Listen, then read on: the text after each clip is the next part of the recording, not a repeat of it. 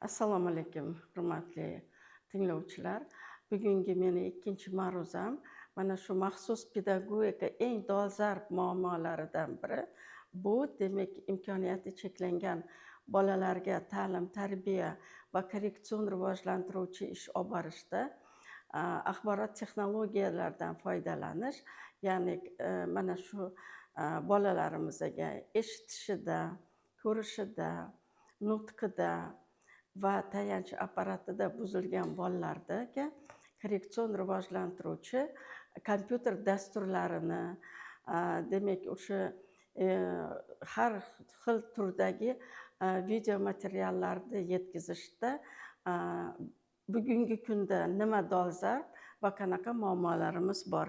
Mana shunga bag'ishlangan O'zbekiston Respublikasi Prezidentining 2017-yil 1 dekabrdagi nogironligi bo'lgan shaxslarni davlat tomonidan qo'llab-quvvatlash tizimini tubdan takomillashtirish chora-tadbirlari to'g'risidagi Prezident farmoni 5270 sonli farmoni va axborot texnologiyalari va kommunikatsiya sohasini yana takomillashtirish chora-tadbirlari to'g'risidagi 5349 sonli farmoni va aynan O'zbekiston Respublikasi xalq ta'lim tizimini 2030-yilgacha rivojlanish konsepsiya tasdiqlash to'g'risida 5712 sonli farmonlari va boshqalar, aynan barcha konsepsiyalar va 2030-yilda respublikamizda yangi O'zbekiston qurilish strategiyasida ham barcha mana shu normativ hujjatlarda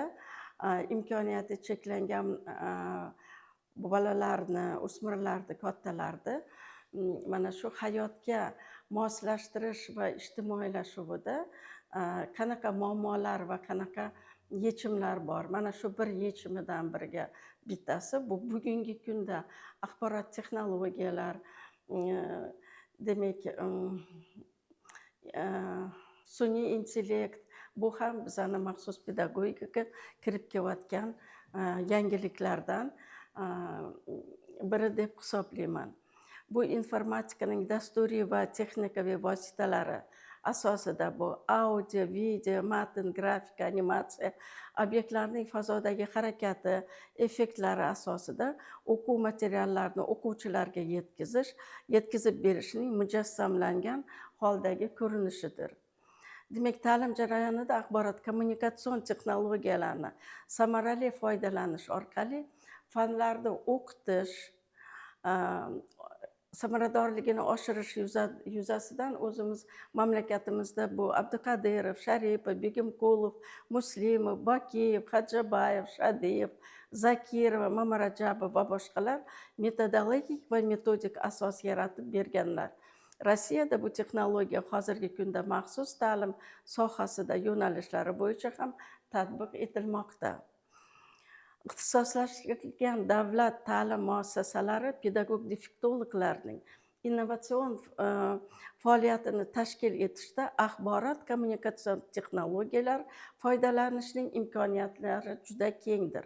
Maxsus ta'lim muassasalarida rivojlanishi nuqsoni bo'lgan o'quvchilarning xususan dars jarayonida, korreksion rivojlantiruvchi mashg'ulotlarda AKTni joriy etilishi ta'lim samarasini oshirishning asosiy omili bo'lib xizmat qiladi. Mashg'ulotlar jarayonida tarbiyachilarga texnik vositalar va multimedia texnologiyalari asosida mashg'ulotlar olib borish, berayotgan bilimni tez va oson o'zlashtirishi, ularning tushunarli va xotirada yaxshi saqlanishiga yordam berayotgan tadqiqot natijalari bilan men sizlarni tanishtirmoqchiman. Mana bugungi kunda maxsus pedagogikada 4 ta o'zbek tilida kompyuter dasturlarini biz yaratdik.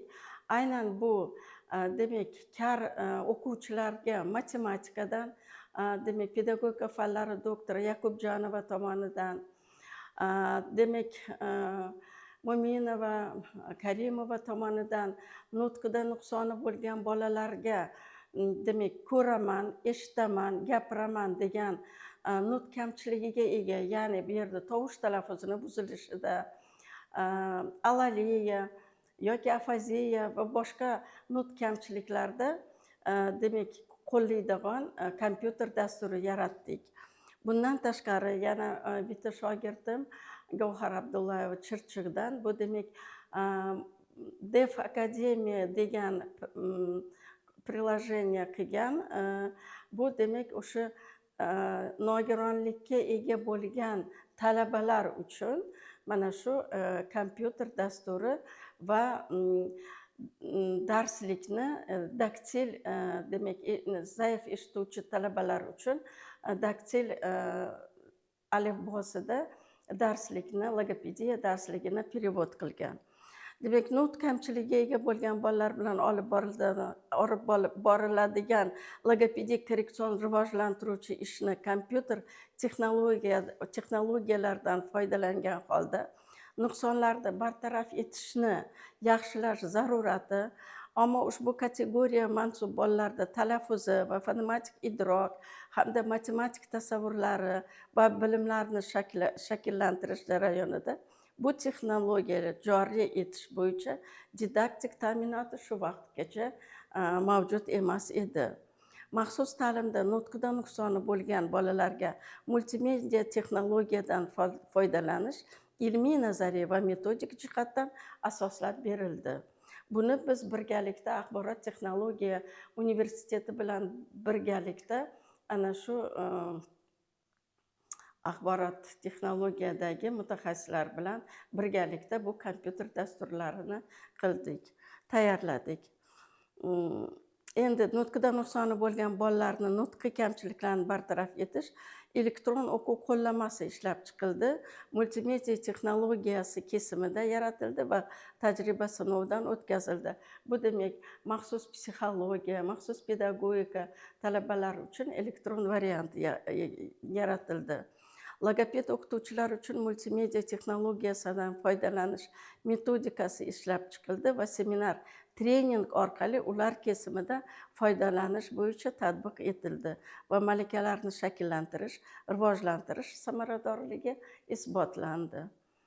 To'g'ri talaffuz qilamiz dasturimizning asosiy maqsadi bu demak nutq kamchiligiga ega bo'lgan bolalarni talaffuzdagi kamchiliklarni bartaraf etish va demak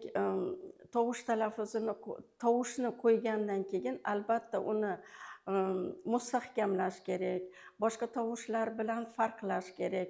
Mana shu vaqtida ovozli demak menyular berildi. Har bir tovushga to'g'ri keladigan rasmlar boshida, o'rtasida, oxirida keladigan rasmlarni ovoz bilan demak o'sha bola nutq kamchiligiga ega bo'lib bola eshitadi va taqlid asosida ham o'rganadi. Rasmlar juda ham jonli, chiroyli va rasm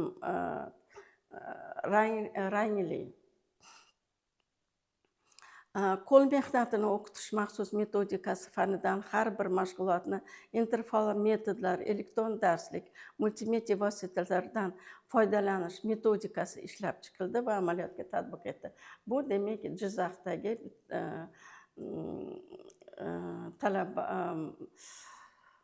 Jizzaxdagi o'qituvchimiz PhD dissertatsiyada mana shu amaliy ahamiyatiga ega bo'lgan multimedia ishlab chiqdi. Va tovush talaffuzini rivojlantirish uchun men o'qiyman, gapiraman. Innovatsion kompyuter dasturi yaratildi. Mazkur axborot texnologiyasi ixtisoslashtirilgan kar bolalar maktablarida yakka tartibda eshitish qobiliyatini rivojlantirish va talaffuzga o'rgatish, korreksion rivojlantiruvchi mashg'ulotlarning samaradorligini oshirishga xizmat qiladi.